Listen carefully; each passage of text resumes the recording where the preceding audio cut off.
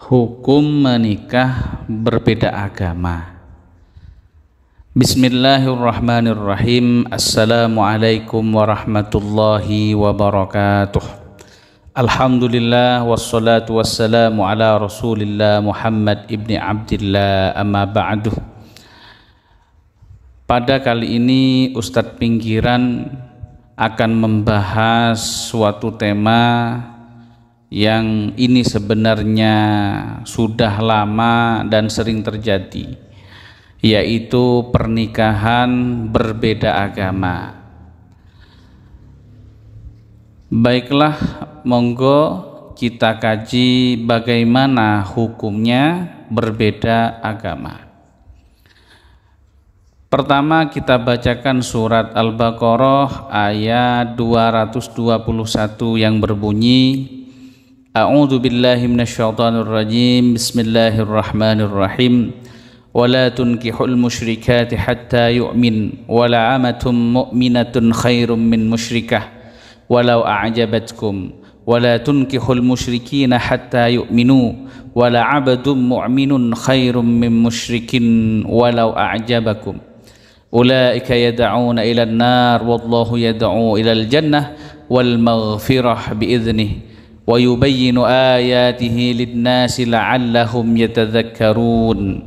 Kita bacakan artinya, janganlah kamu menikahi perempuan musyrik sehingga mereka beriman. Di sini kalimat pertama adalah la tunkihu, jangan nikahkan. Ini adalah kalimat larangan. Wala tunkihul musyrikat, janganlah kalian menikahi perempuan yang musyrik, artinya non muslim apapun agamanya selain Islam. Ini kalimat larangan, tidak diperbolehkan. Kemudian sungguh hamba sahaya perempuan yang beriman lebih baik daripada perempuan musyrik meskipun dia menarik hati.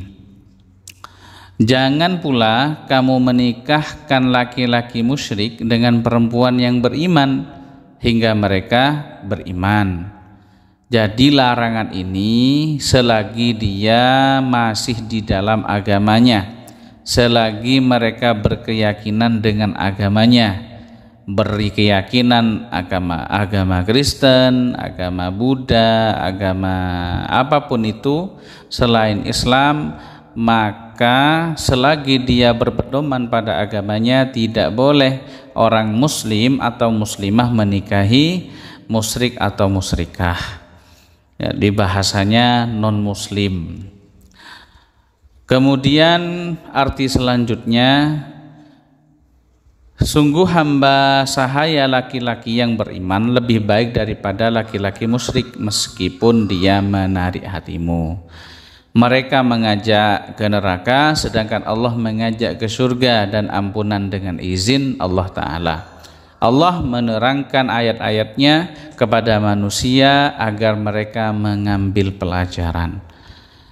Dari ayat ini kita bisa mengambil kesimpulan bahwa kalimat pertama itu adalah kalimat larangan bagi orang muslim atau muslimah, laki-laki muslim, perempuan muslimah menikahi non muslim. Itu sudah paten.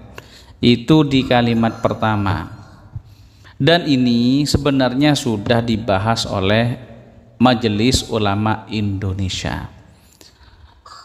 Ulama sepakat dengan dalil barusan, dengan dalil ayat Al-Baqarah ayat 221. Semua ulama 4 mazhab sepakat dilarang menikahi orang musyrik atau non muslim. Sehingga ketika ada larangan ini bersangkutan atau berta'alluq, berhubungan dengan kesahannya nikah. Di dalam kitab Asy-Syarqawi itu dijelaskan bahwa tidak boleh menikah terhadap perempuan atau laki-laki non muslim yang menjadi syarat atau rukun daripada pernikahan. Syarat pernikahan pertama adalah zaujun wa zaujatun, laki-laki mempelai putra dan mempelai putri, dan ini harus yang halal. Siapa orang yang halal itu? Yaitu satu, bukan mahram, bukan keluarga yang menjadi mahram, semisal kakak, adik kandung, kemudian paman atau bibi kandung, kemudian kakek nenek, cucu dan sebagainya yang ada di penjelasan terkait muharramat atau mahram, orang-orang yang diharam menikah. Kemudian juga haram menikahi musyaharah atau mertua, dan juga tidak boleh menikahi anak tiri yang orang tuanya sudah menikah dengan kita. Jadi banyak larangan-larangan yang tidak diperbolehkan menikahi. Ya, jadi larangan nikah termasuk orang yang saya sebut tadi, dan yang paling fatal adalah masalah agama. Agama ini adalah penentu di dalam sahnya pernikahan. Bahkan kalau kita melihat hadisnya Nabi Muhammad sallallahu alaihi wasallam, beliau bersabda, tunkahul mar'atu li arba'in, limaliha wa lihasaniha wa lihasabiha wa jamaliha wa lidiniha falfar bidzatiddin tarbiyat yadak.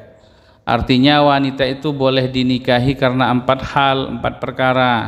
Pertama karena hartanya, yang kedua karena asal usul keturunannya, yang ketiga karena kecantikannya, dan keempat karena agamanya. Maka hendaklah kamu berpegang teguh dengan perempuan yang memeluk agama Islam, jika tidak akan binasalah kedua tanganmu.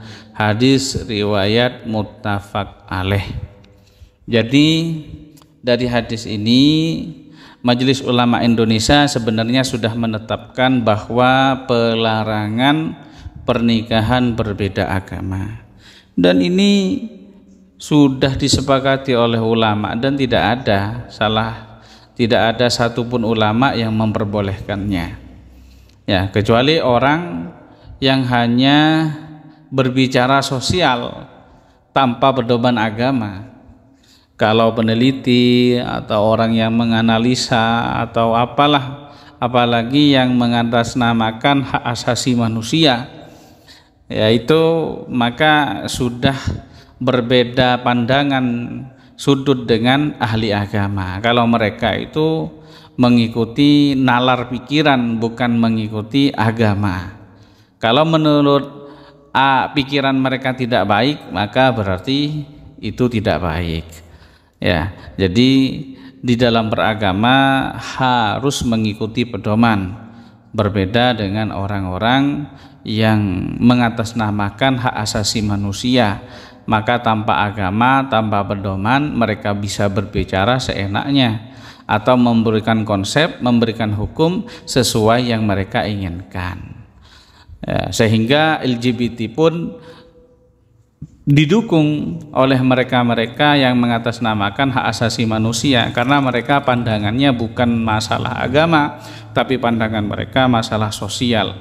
Padahal dampak keburukan daripada LGBT sangat nampak, sangat merusak generasi selanjutnya, khususnya di Indonesia ini.